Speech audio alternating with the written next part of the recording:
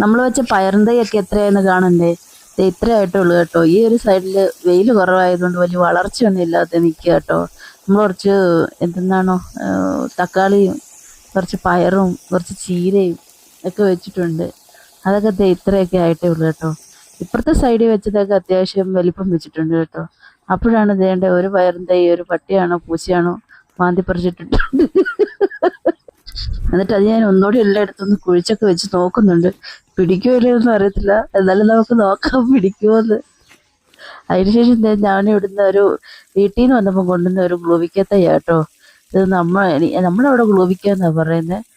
ഞാൻ ഇവിടെ കൊണ്ടുവച്ച സമയത്ത് ഇത് വലിയ വളർച്ചയൊന്നും കാണിച്ചൊന്നുമില്ല. പക്ഷെ ഇപ്പം ഇച്ചിരി ഉഷാറായിട്ട് വളർന്നു വരുന്നുണ്ട് കേട്ടോ. ഇത് നമ്മുടെ ഹോസ്റ്റലിൻ്റെ ഫ്രണ്ടിലാണ് ഞാൻ വെച്ചത്. കാരണം പിള്ളേർക്ക് പറിച്ച് തിന്നാലോ വലുതാവുമ്പോൾ എന്തൊരു ഉദ്ദേശത്തിൽ വെച്ചത്. അതെ ഇതാ ഹോസ്റ്റൽ കേട്ടോ. കണ്ടിട്ടില്ലാത്തവർക്ക് കാണാൻ വേണ്ടിയിട്ടാണ്. അവിടെ നിന്ന് കാണുന്ന വ്യൂ കേട്ടോ. നല്ല രസമാണ് അവിടെ നിന്ന് ഈ വ്യൂ കാണാനേ. അത് കഴിഞ്ഞിട്ട് കണ്ടിട്ട് ഞാൻ വീട്ടിൽ കയറിപ്പോയി കേട്ടോ. ചോറൊക്കെ വെക്കണം. അടുപ്പും തറയൊക്കെ തൂത്തിട്ട് ഞാൻ കുറച്ച് വിറക് എടുത്തിട്ട് വന്നു കേട്ടോ. കുറച്ച് വിറക് ഇപ്പോൾ പുറത്താണ് എപ്പോഴും വിറകൊക്കെ വെക്കല്ലേ. പിന്നെ നമുക്ക് ഈ അടുപ്പില്ലാതെ പുറത്തൊരടുപ്പുണ്ട് കേട്ടോ, ചെറിയൊരു അടുപ്പ്. അവിടെ നമ്മൾ കൂടുതലായിട്ട് ഈ കുളിക്കാനൊക്കെ വെള്ളം തിളപ്പിക്കാൻ വേണ്ടിയിട്ടാണ് അത് ഉപയോഗിക്കുന്നത്. പിന്നെ തീ പിടിപ്പിച്ച് കല അടുപ്പ് വെച്ച് കേട്ടോ. പിന്നെ ഈ ചീര നമുക്ക് ചേച്ചി വന്നപ്പോൾ കൊണ്ട് തന്നെ കേട്ടോ. ചീര മാത്രമല്ല കുറച്ച് കൂണും കൊണ്ട് തന്നു കേട്ടോ. ആ കൂണും ചീര അവിടെ ഇരിക്കട്ടെ. നമ്മൾ കഴിഞ്ഞ ദിവസം ചീര വെച്ചതുകൊണ്ട് നമുക്കിത് പൊട്ടറ്റോ ഫ്രൈ ആക്കാമെന്ന് വെച്ച്. അതുകൊണ്ട് ഇത് വെച്ച് നോക്കിയിട്ടില്ലാത്തവരാണൊന്ന് വെച്ച് നോക്കണം കേട്ടോ. ഭയങ്കര ഈസിയാണ്, വേഗം ആവുകയും ചെയ്യും കേട്ടോ.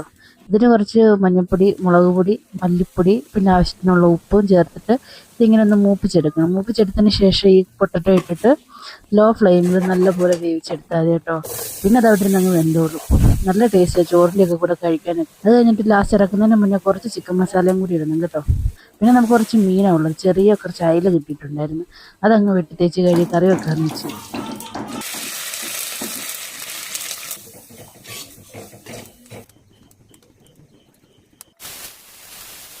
കുറച്ച് കറിയും വെക്കാൻ ബാക്കി വറക്കുകയും ചെയ്തു കേട്ടോ. ഞാൻ ഈ വെക്കുന്ന കറികളും ഭക്ഷണങ്ങളും എല്ലാം നമ്മുടെ ഹോസ്റ്റലിലെ കുട്ടികൾക്ക് കൂടി വേണ്ടി വെക്കുന്ന കേട്ടോ. അതുകൊണ്ട് ഉണ്ടാക്കുന്ന സാധനങ്ങളുടെ ക്വാണ്ടിറ്റി എപ്പോഴും ഇച്ചിരി കൂടുതലായിരിക്കും കേട്ടോ. ആളുകളുടെ എണ്ണം അനുസരിച്ചാണ്. അതിനിടയ്ക്ക് ചേട്ടൻ വന്ന് കറിയുടെ ടേസ്റ്റൊക്കെ നോക്കുന്നുണ്ട് കേട്ടോ. എന്താണല്ലോ ഉള്ളതുപോലെ പറയും. അതുകൊണ്ട് കൊള്ളത്തില്ലെന്നും പറയും കേട്ടോ. നാളത്തേക്ക് കുറച്ച് അരിയും കൂടി അരച്ച് വെക്കാന്ന് വെച്ചാൽ നാളെ ദോശയ്ക്ക് വേണ്ടി ആ മാവൂടിയൊക്കെ അങ്ങ് അരച്ച് വെച്ച് അവിടെ കൂടി അങ്ങ് വൃത്തിയാക്കി കേട്ടോ. ഈ ചെറിയ വീഡിയോയും വിശേഷങ്ങളും ഒക്കെ ഇഷ്ടമായെങ്കിൽ നമ്മളെ സപ്പോർട്ട് ചെയ്യാൻ മറക്കില്ല കേട്ടോ. ബൈ.